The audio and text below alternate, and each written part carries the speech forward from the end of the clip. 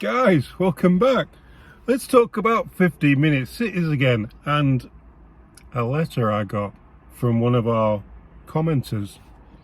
So Richard, you're out there, thanks a lot, mate. And your wife, Evelyn, thanks a lot. She sent me this letter. They wrote to the Honourable John Law, the Minister of Municipal Affairs and Housing, and asked him about the 15-minute cities and whether or not this is a lockdown. Now, reading through the letter, I can see a few stumbling blocks.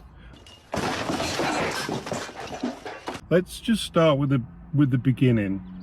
Dear Evelyn, I'll leave the second name out. As Minister of Municipal Affairs and Housing, the Premier has asked that I respond to your email of, I'll leave the date out, regarding 15-minute cities. It was this year, it was earlier this year.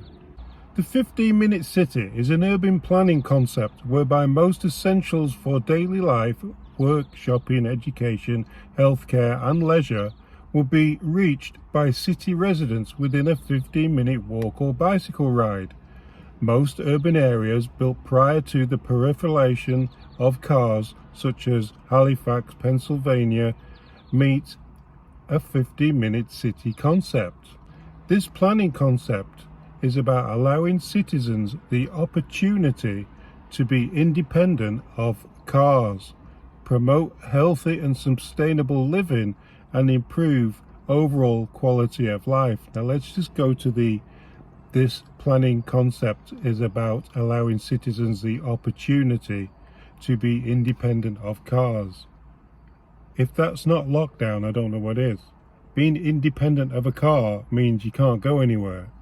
Not having a car means you're relying on public transport, which, if you lived in Toronto and you were made not to be reliant on your car, you've got a good chance of getting stabbed on the TTC, on the transportation system. So there you go. So that's just tripped up straight away for me. That's trippy. And this is from the people who are arranging this. This is straight from the horse's mouth. This isn't conspiracy. This is for real. This is real Canada. Real going on letter being sent to citizens telling them that the concept is about allowing citizens the opportunity to be independent of your car. I like my car. It says, it is not a lockdown measure, a surveillance strategy or tool to enforce restrictive measures or boundaries. Further information about the 15-minute city concept can be found out, and they give a web page. Now, what I'm going to do in another video, because we're just going to concentrate on this letter for this video, just to inform everybody that this letter did go out and this is what they are actually saying. But in another video, we'll have a look at this web page. The letter goes on to say, land use planning is a tool used to enable specific land uses within a community through zoning.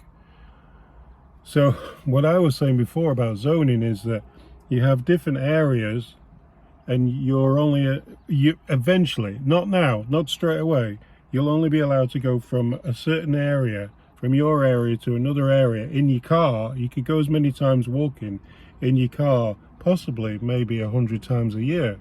And if you are caught exiting your zone into another zone, let's say grandma lives in zone Z and you live in zone X, and you want to see grandma to drop the kids off every day, you might only be able to do that for half the year. Then grandma will have to sit and wait, or you'll get fined doing it. You know what I mean? That's the conspiracy part, right? But you know the difference between a conspiracy theory and the truth. It's about 6 months. Land use zoning can dictate whether services can be conveniently located in proximity to residential locations. So whether or not you could build a hospital close to that zone. Zone Y might not have a hospital, and you might not be able to build the hospital there because there might not be enough land. But then again, they might just take away all the parking lots. And then where will the ambulance park? When making changes to planning documents, municipal planning strategies and land use bylaws, municipalities are required to follow their public participation program. So they're required to do this.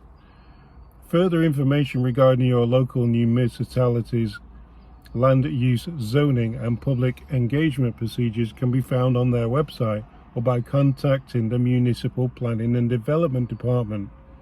You can also learn more about planning in Nova Scotia and Canada by visiting the Licensed Professional Planners of Nova Scotia website.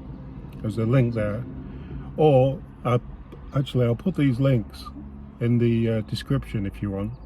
Or the Canadian Institute of Planners website. Sincerely, Honourable John Law, Minister of Municipal Affairs and Housing. So basically, the planning concept is about allowing citizens the opportunity to be independent of their car. Do you want the opportunity to be independent of your car? What's the difference between an opportunity and then being forced to not be able to use your car? I think that's down to the government. And if this government stays in power for long enough, I think they'll try and enforce that. Anyway, thanks for the letter. Let's do an update on the webpage some other day. And yeah, where do we go from here, guys? Where do we go from here? Till next time.